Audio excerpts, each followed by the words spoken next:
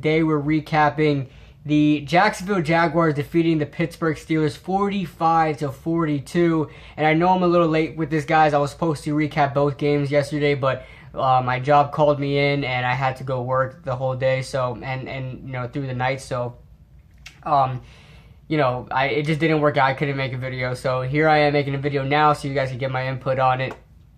For those of you that want to watch it, but like I said, the Jacksonville Jaguars defeat the Pittsburgh Steelers 45-42. I had a feeling that maybe this could happen because, the Steelers would be sleeping on the Jacksonville Jaguars, and somehow the Jacksonville Jaguars just know how to play the Steelers.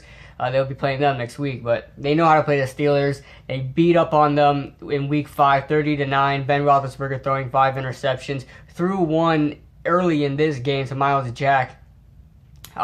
And from there on, they just couldn't get ahead in the game. They had a very valiant effort. That offense for the Steelers really came on. There was some offensive struggles too, and we'll get into the coordinators and the coaching staff for the Pittsburgh Steelers, but it just seems like it's falling apart for them.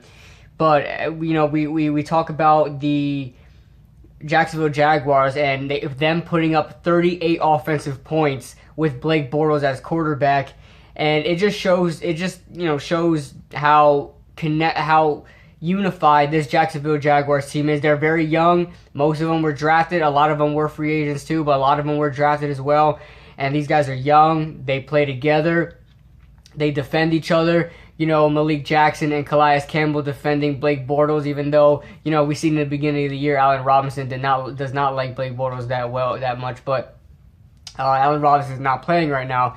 But, they're all unified and they all defend each other. And, the Jacksonville Jaguars had something to play for because the Pittsburgh Steelers were talking crap. Mike Mitchell talking about, you gonna know who my name is by the end of this game. Little did he know, I barely saw Mike Mitchell in this game. So, unless he was part of the plays that Keelan Cole down the field, then maybe there. But, Mike Mitchell did not make his name known in this game, besides making a dumb headline. We move, it was just a great performance by the Jacksonville Jaguars, and Blake Bortles didn't play like, an MVP candidate or a Super Bowl winning quarterback, but definitely he has a team to put it together. He doesn't need to throw for 300 yards a game. He threw for 214 here. Nothing spectacular. He had one touchdown that came late in the game to Tommy Bohannon. Was 14 completions out of 26. The guy barely completed 50% of his passes. It was one completion over 50%. So, just bad coaching by the Steelers as well. Mike Tomlin, I don't know. This definitely goes on Mike Tomlin. We go to 2 minutes left in the game. They're down one score, and they decide to onside. Oh no, they're down 2 scores, I believe, or 1 score. I forgot. They decide to onside kick it with 2 minutes and 18 seconds left in the game. Decide to onside kick it when you have 2 timeouts as well. Just bad management there, just like Mike Mularkey in that New England game. Just bad management there. Why would you panic that way? You're supposed to be more poised. You're supposed to be the more experienced, experienced coach there. And on top of that, your defense is your cup of tea. You are a defensive coordinator before you were a head coach. Why is your defense so bad still? It's just he does not have confidence in the defense. It is what it is. And, I believe his name is Keith Butler, the defensive coordinator, needs to go. You need to get somebody in there that's going to change a defense around, because the front seven is decent, and I'm talking about the front seven is decent. I like the defensive line for the Steelers, but the linebackers are just not good. The middle linebackers are just not good. Without Ryan Shazier, they're just not good. So, definitely in the draft, they're going to have to focus on linebacker. Roquan Smith is coming up. They'll probably have to trade up for him. But you need a linebacker. You need somebody there, the linebacker. Secondary is another big need. Joe Hayden is all right, but you got Artie Burns at number 2. Where's William Gay playing? Is he playing like as a number 3 or number 4 right now? Your secondary players are just not good. Mike Mitchell, okay, he has more talk than bite. He's more bark than bite. That's really what he is for you. And just you don't have good players on that defense. It's not good. And this is not the steel. You see this from everybody that's talking about this game. This is not the steel curtain of the 1980s, 1970s. This is not that team. This is not the steel curtain. This is a team focused on offense. Ben Roethlisberger, Le'Veon Bell, Antonio Brown. Ben Roethlisberger, to me, if he retired right now, he'll be going into the Hall of Fame. Le'Veon Bell and Antonio Brown need to play a little longer, but they already broke records themselves. So, I mean, they'll be in the Hall of Fame eventually as well. These are three players that are top 5 in their respective positions. This is the reason why they were even in this game whatsoever. The play calling was terrible from, the defense. The defensive coordinator just doesn't know what he's doing. Can't get his defense to stick together. The offensive coordinator getting bailed out in a bunch of plays. You're lucky that you have a quarterback that can throw a perfect deep pass like Ben Roethlisberger, and you're lucky to have the best wide receiver in the league. We go to the offensive play calling, and this is on Mike Tomlin too, not only Todd Haley. But 4th down, what was it, 4th down and 2 or something like that? On 3rd down, you went for a pitch to Le'Veon Bell. It was 4th down. Why do you do the same thing on 4th down thinking it's going to work? You were running better in between the tackles than you were on the outside. Why would you try the same exact play again? It made no sense to me. I was literally in awe of the stupidity that was that 4th down play. If you wanted to run it, fine, because you have one of the best running backs in the league right now, the best healthy running back in the league right now. I think David Johnson is the best, but the best healthy running back in the league right now in Le'Veon Bell. You could afford to run it in between the tackles, especially with his running style on 4th down. I would not be opposed to that whatsoever. Get the defense on their toes. A lot of teams on 4th down, they even on 4th and short, they still throw it.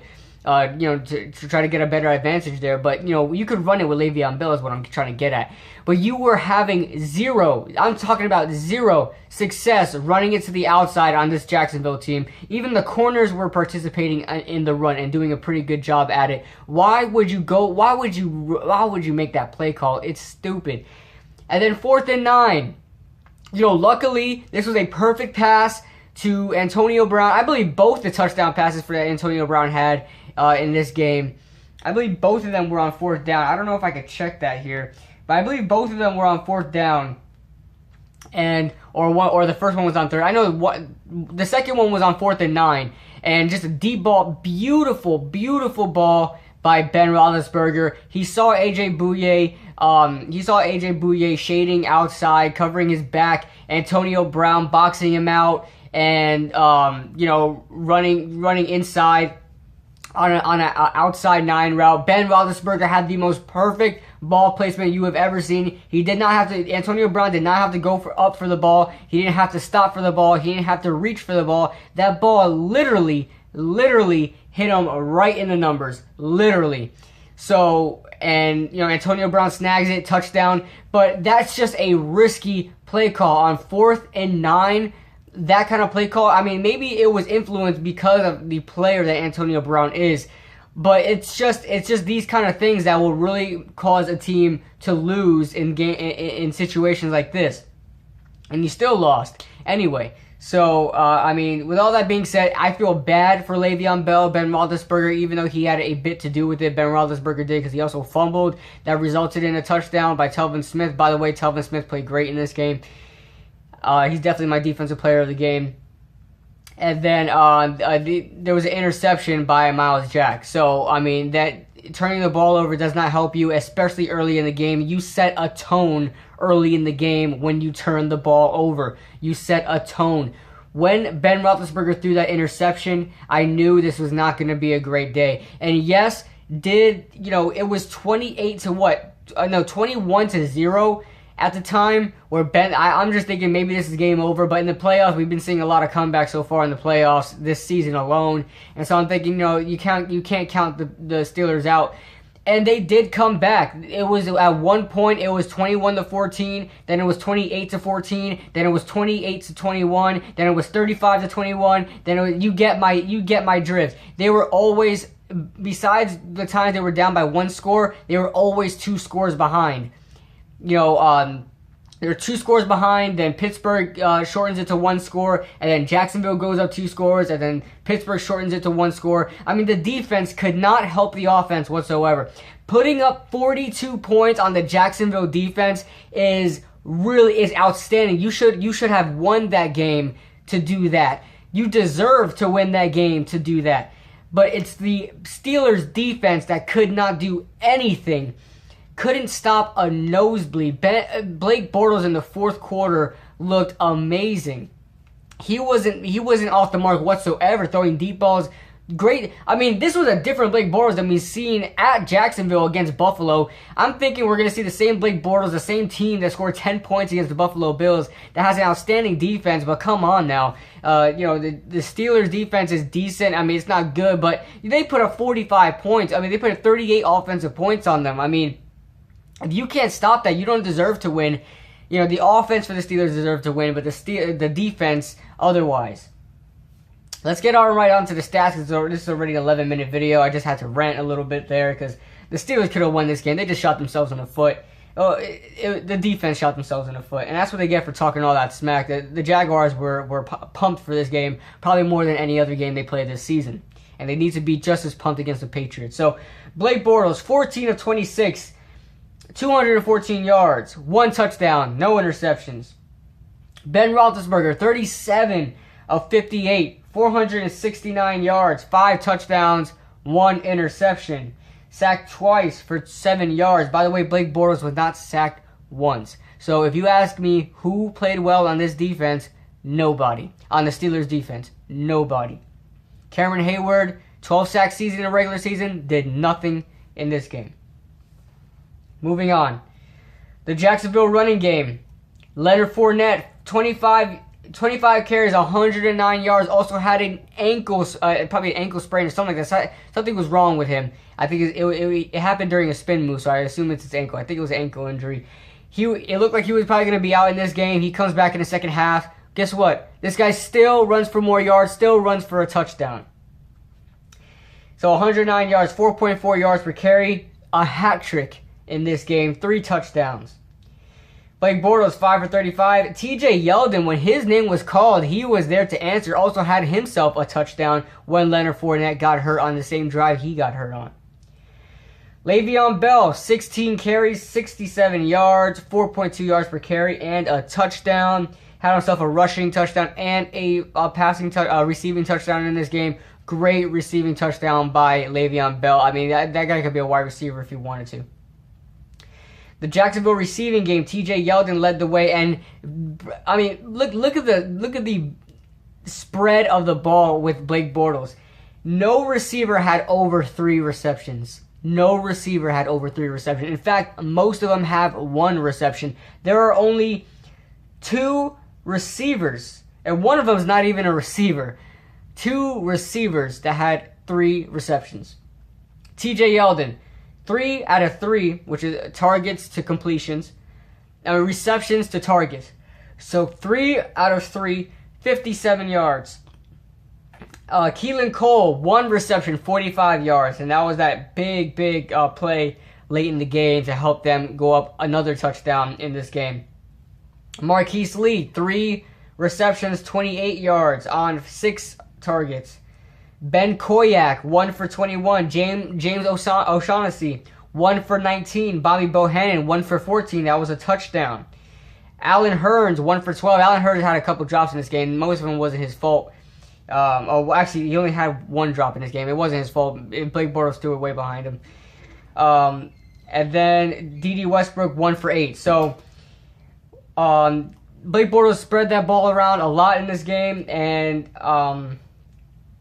moving on to the Pittsburgh Steelers, Antonio Brown, 7 receptions, 132 yards.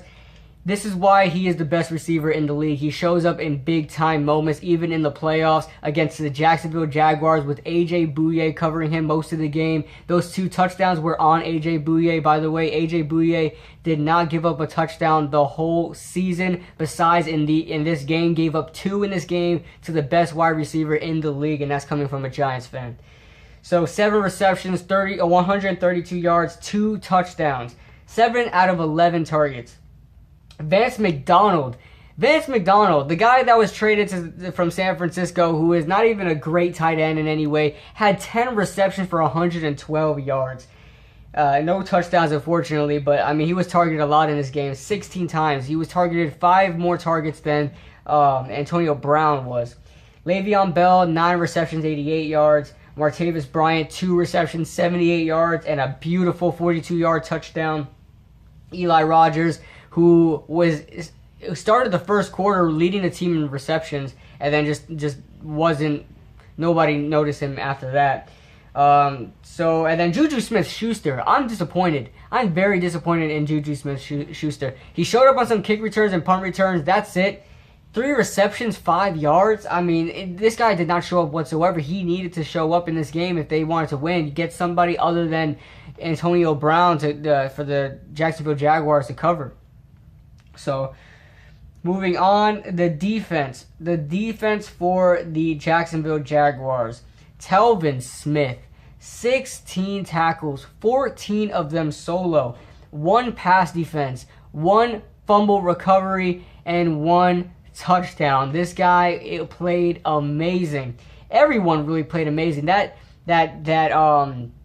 front 7 for Jacksonville, the linebackers were playing well in coverage when they were there on the field. The front 4 was playing great, pressuring Ben Roethlisberger. They only got 2 sacks on him, but they pressured him a lot of other times as well.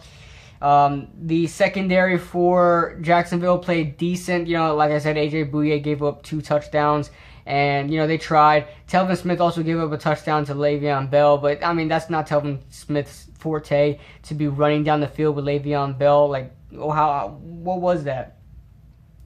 That was like a Le'Veon Bell. That was a 13-yard reception, but anyway, still, it was just not. It wasn't gonna work out for Telvin Smith. It just wasn't. We're going for the Pittsburgh defense. Sean Davis, 12 tackles, 9 of them solo. Like I said, you don't want to have your corners. I don't know if Sean Davis is a safety. I believe he's a safety, but you don't want to have your secondary guys usually as the main tackler, because that means they're giving up receptions and they're forced to tackle their guy. So I like my linebackers to have more tackles. So yeah, nobody else. Mike Mitchell didn't show up in this game as he said he would. 5 tackles, 4 of them solo. That's pretty much it for him. And then, you know, that's it, guys. Let me know what you guys think in the comment section below. The Jacksonville Jaguars are going to be playing the Patriots, the New England Patriots, in the AFC Championship game. Who do you guys think is going to win that? Do you think Jacksonville has a chance? I honestly think the way their team is built, they're the only team in the playoffs that would be able to beat the New England Patriots. I think they'll be the only team. They have the best defense, and that's all they need, really. Because you see against with the Giants in the Super Bowl in 2007, 2011, what happened there? We were able to pressure Tom Brady so much to the point that we didn't score too many points, but we were able to keep it down. And Tom Brady's getting older, man. He's not as mobile anymore. He's an old quarterback, so you need Jacksonville's front 7 to step up playing Tom Brady. So all that being said, I'll see you guys in the next video.